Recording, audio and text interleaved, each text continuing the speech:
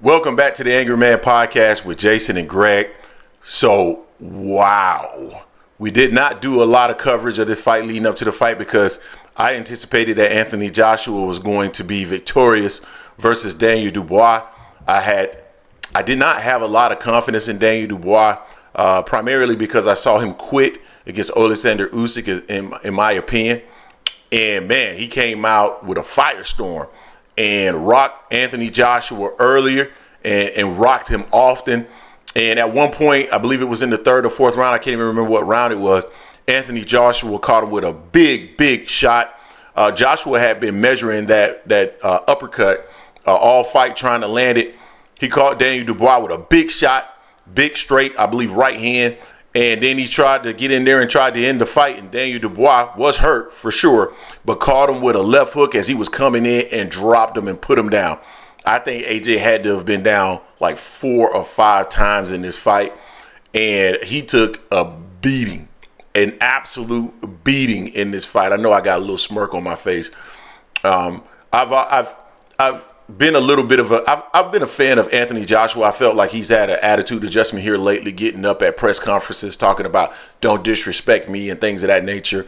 And I don't know if that was just, I always thought it was always just bravado that, wasn't his real character, and I didn't like that.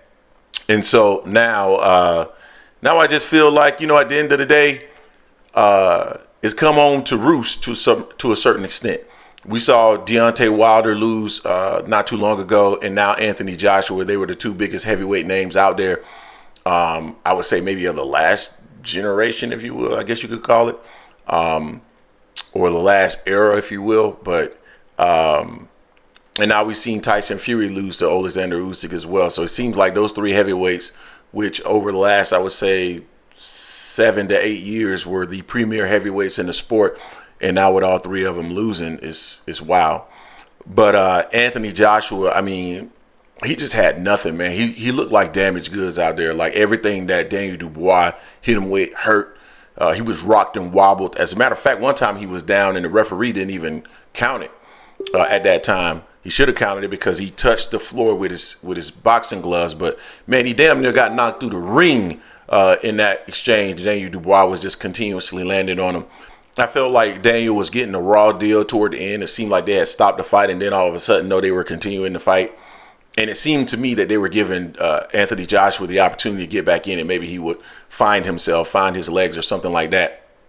And eventually, like I said, he started getting a little bit better. And when he caught Daniel Dubois with that big shot, I was like, oh, here we go. He didn't caught his legs and caught him. He might be about to get Daniel Dubois out of there. But Dubois said, nope, not going to happen. Caught him with the big left hook and put him down. Whew. So where do they go from here? Well, if I'm not mistaken, I believe Daniel Dubois is the IBF heavyweight champion, if I'm not mistaken. And I believe Lopsided has all the other titles. Maybe we should see a rematch there. I think that would be a good fight. Maybe Daniel Dubois can revenge or redeem himself in a rematch with Lopsided after Tyson Fury, because I believe Tyson Fury has the opportunity to fight him next. But Anthony Joshua, I mean, after Deontay Wilder lost against Big Bang Zhang, I honestly thought that, that fight was dead, Wilder versus Anthony Joshua. But in reality, that fight is back up and popping. There's a possibility now. I mean, with Anthony Joshua losing, where does he go from here? I mean, there really isn't a place for him to go. I mean, where are you going to go? You can't go to Fury. You can't go to, I mean, maybe you can go for a rematch against Daniel Dubois if he's interested in that. But, man, I don't know. The way that he got mollywopped, he might want to avoid him. Maybe it's time for him to face and move towards somebody like Deontay Wilder. Both of those gentlemen, I think people will still be willing and interested in seeing that fight. Maybe they should make that fight once and for all. That fight should have been made probably 5 years ago. I'd still watch it. I think it'll still do well on pay-per-view. They should make that fight. I think that's where Anthony Joshua can go. And then I think it's probably time for both of them to hang it up.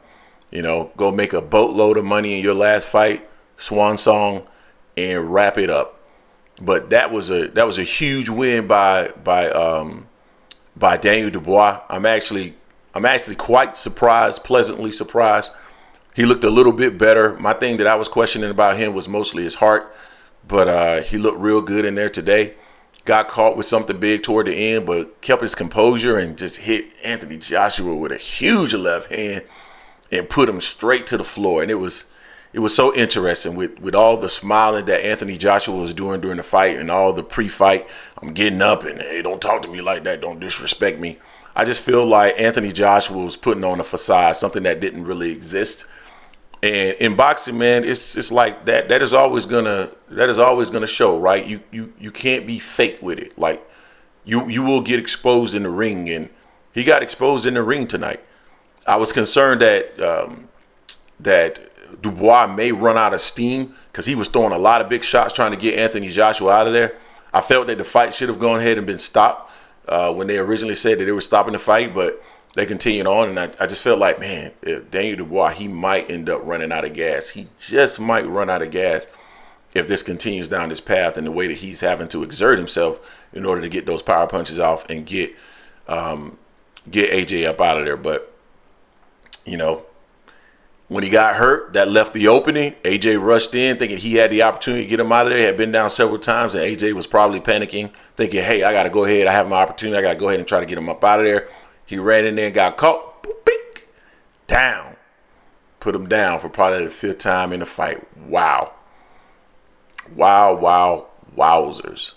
So we'll see what ends up happening next for these two gentlemen. Maybe there was a rematch clause. I would not be surprised if there was a rematch clause in the contract. Somebody like Anthony Joshua, who is a big name, I would imagine he would have a rematch clause in there. So maybe this fight will happen again. Anthony Joshua certainly has a style that can give Daniel Dubois problems. But honestly, once he got hurt in that first round, he never recovered. He would have to make sure that he avoids Daniel Dubois' punches in a rematch. If they were to have a rematch, I would say go towards. You need to maybe think about fighting Deontay Wilder, but if he does go into a rematch with Daniel Dubois, he has to avoid that right hand. He has to avoid all of his fights, all of his punches actually, because he got hurt with everything that he sent his way. So I don't know. We'll see. Maybe the rematch is coming, or he should think about Wilder. You guys let me know what you think in the comment section. Huge upset. Daniel Dubois beating Anthony Joshua.